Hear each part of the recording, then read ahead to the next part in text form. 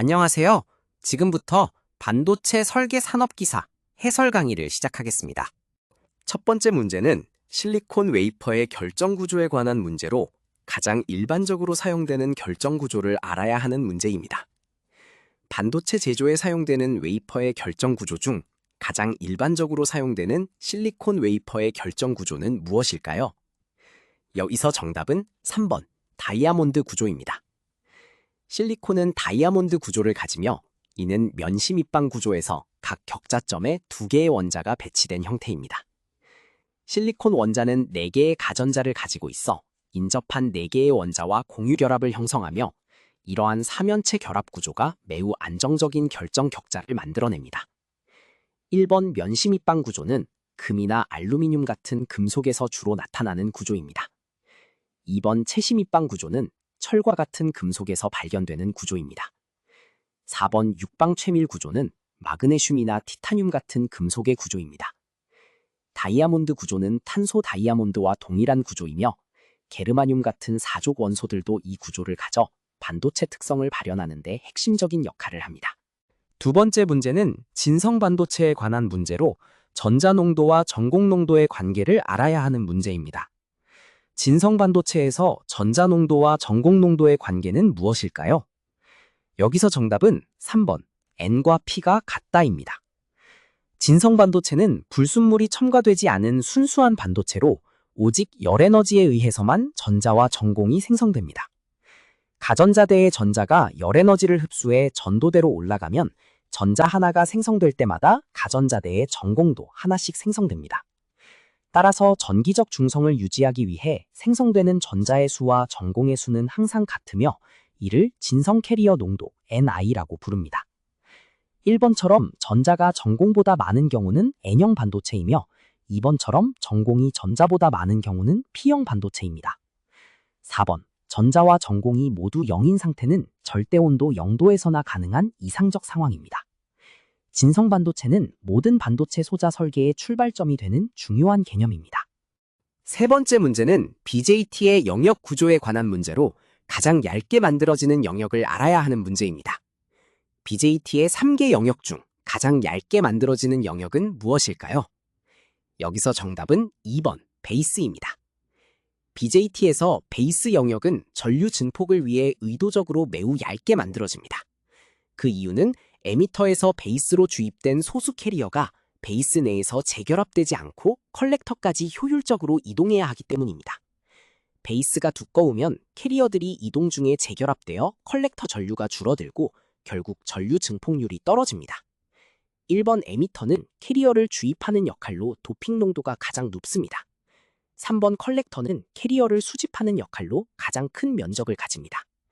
4번처럼 모든 영역이 동일한 두께를 가지면 BJT의 증폭작용이 제대로 일어나지 않습니다.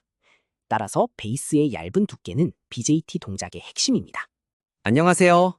지금부터 반도체 설계 산업기사 해설 강의를 시작하겠습니다. 첫 번째 문제는 MOS 인버터의 임계전압에 관한 문제로 임계전압의 정의를 알아야 하는 문제입니다. MOS 인버터의 DC 특성에서 임계전압에 대한 설명으로 옳은 것은 무엇일까요?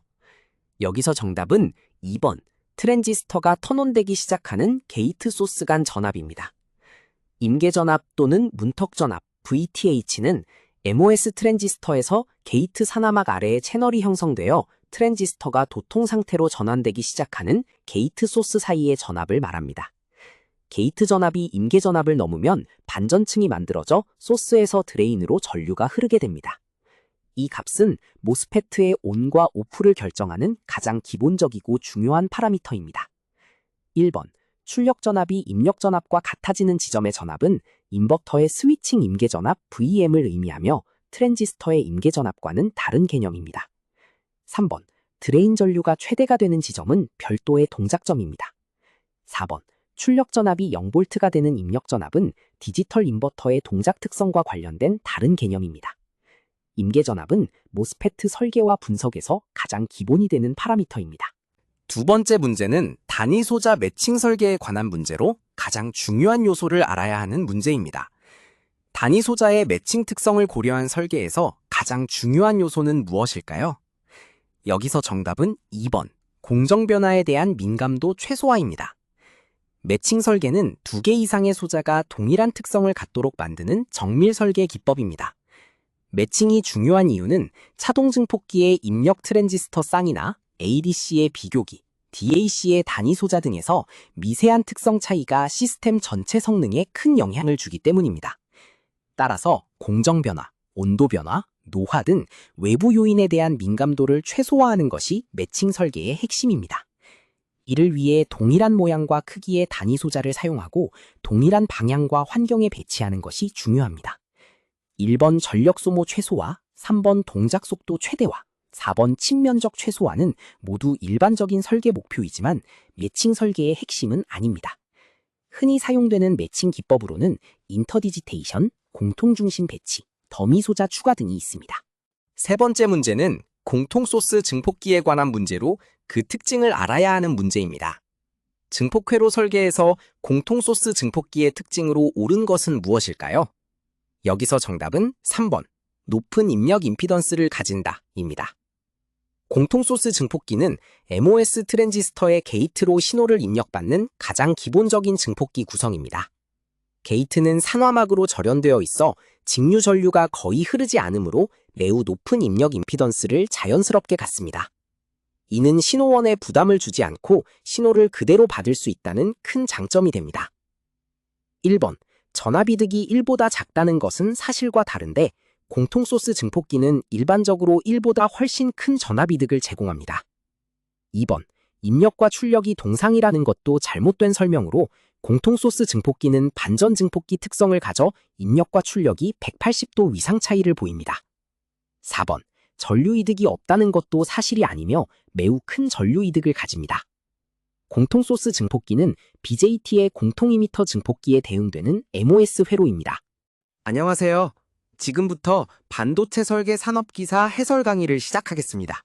첫 번째 문제는 실장 검증에 관한 문제로 그 주요 목적을 알아야 하는 문제입니다. 실장 검증의 주요 목적으로 가장 적절한 것은 무엇일까요? 여기서 정답은 3번, PCB에 실장된 후 시스템 레벨에서의 동작 검증입니다.